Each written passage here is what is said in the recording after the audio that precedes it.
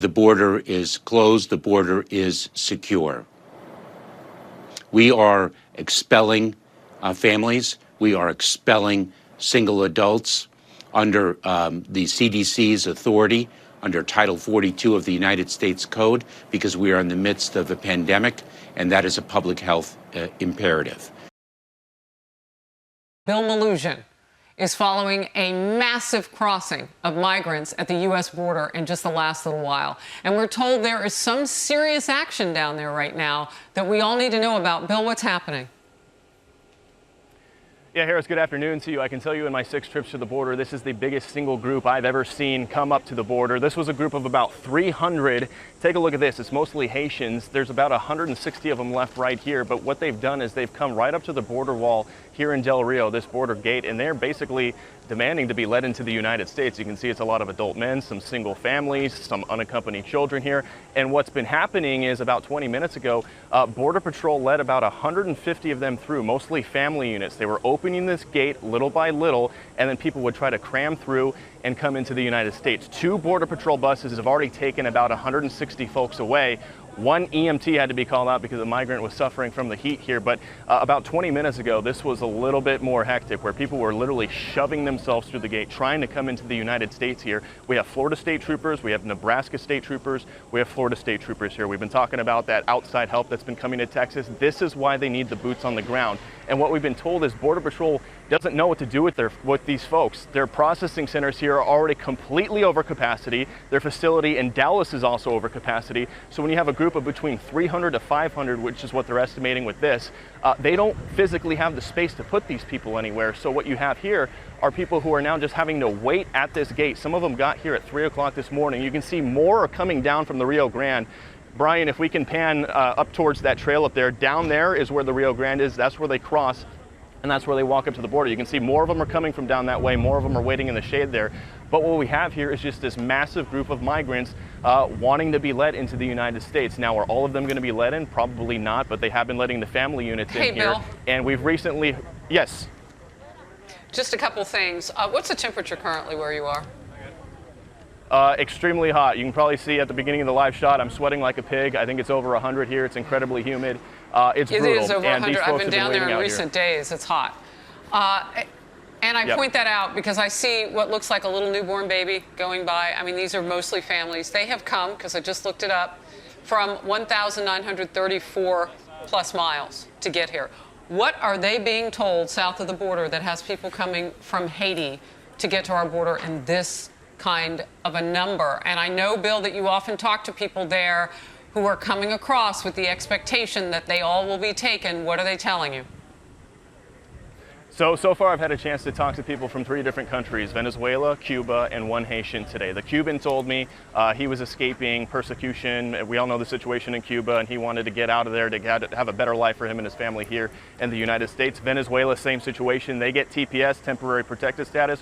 One of the Haitians I talked to spoke some broken English, but I asked him, did he come before or after the president was assassinated? He said he came after. Now, not all of them are willing to tell us exactly how they get here. But what I can tell you is, based off my previous trips here to Del Rio and what I've talked with dozens of these migrants, a lot of them, what they do is they fly into the Mexican city of Monterrey, and then they take a bus to Ciudad Acuña, which is the Mexican city right across the border from Del Rio. Then they cross, usually in the mornings, across the Rio Grande. They'll be led over by smugglers.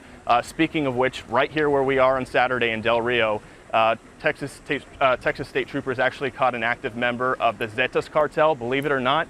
That guy was literally just walking down the highway here in Del Rio, just walking down the highway. He was dressed up in camo.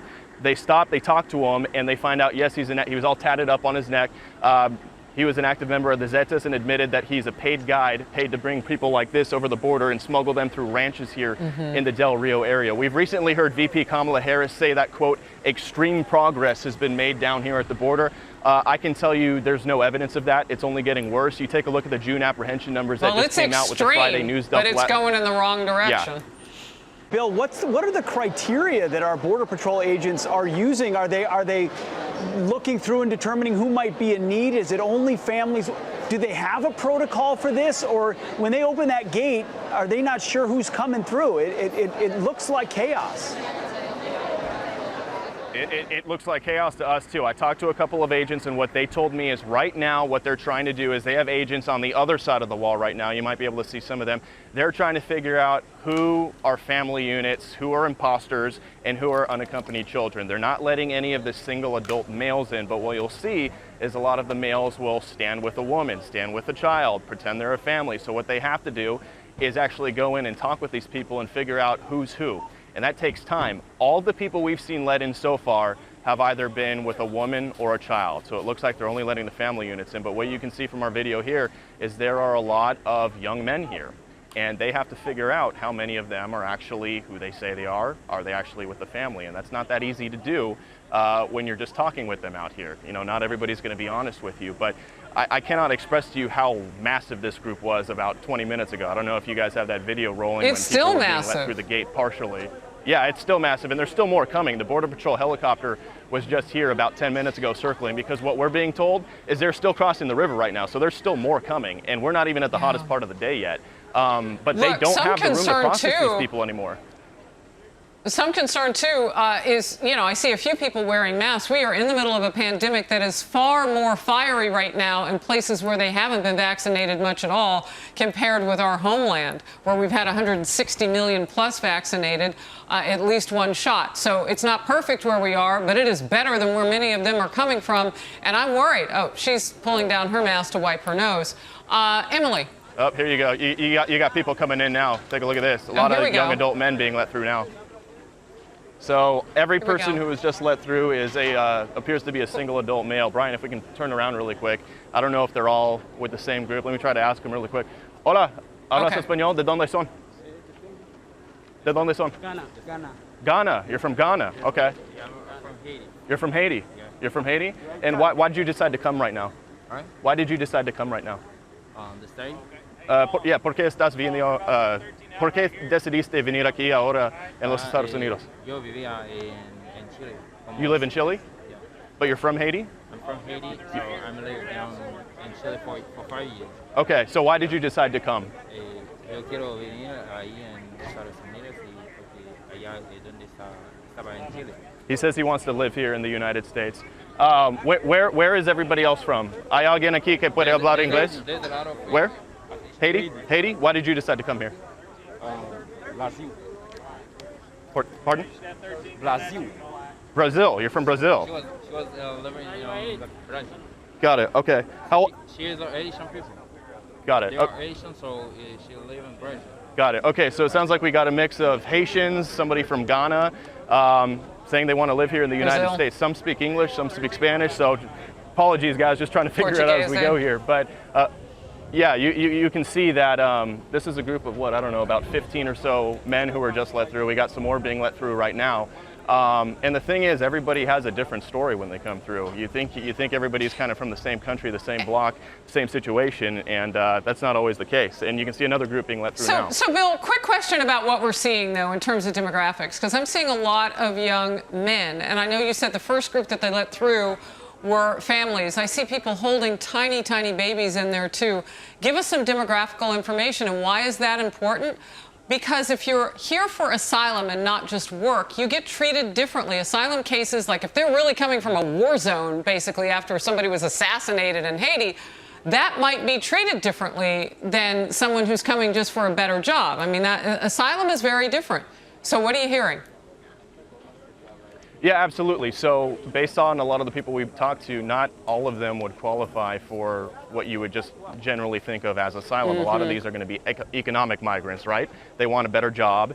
And that's not an asylum claim. That's not what it's supposed to be. It's supposed to be persecution from a government, fearing for your life, that sort of a thing. That doesn't mean they're not going to be let in, but a lot of the folks that we've talked to, they're coming here for a better life in terms of economics. They want jobs. They want a better situation for their family. You're not going to have 1 million people who are going to have a legitimate asylum claim, right? You're going to have a lot of people who feel that now is the time to come. We've talked to a lot of migrants. They say now is the time to come. Remain in Mexico policy is gone. That's one of the biggest deterrents from the people that I've talked to. Emily. Bill, as of 2 days ago, there were 38 vaccinations administered in the country of Haiti. As of 2 days ago, 1.3% of the population was fully vaccinated in Ghana. And those two countries you just mentioned are where Haiti is the majority of where this group is from. And you spoke to a group from Ghana. And I'm wondering, as you discussed that the facilities are totally overwhelmed right now and the Border Patrol is totally overwhelmed, what do you see in the way of COVID protection protocol happening, especially as the Delta variant grows? And according to this administration and the media, that should be our absolute primary concern with every decision and every action undertaken. Yeah, to be honest, not a whole lot of precautions. You'll see some of them are wearing masks, some of them aren't. A lot of them are coughing when they get on buses. That doesn't always mean it's COVID. Obviously, people can have allergies or some other sort of issue going on. However, Border Patrol has said that their processing centers have been seeing large spikes of COVID. Every agent that we talk to on the ground here says more and more of these folks have been testing positive for COVID once they get taken into custody. When I was in the Rio Grande Valley a couple weeks ago, they said a lot of Nicaraguans were testing positive for COVID. I believe the last number was since April, they've had more than 7,000 cases at holding facilities. That's likely going up as the Delta variant spreads. So yes, it's going to be a major concern because these processing centers are completely overwhelmed. I cannot express this to you enough.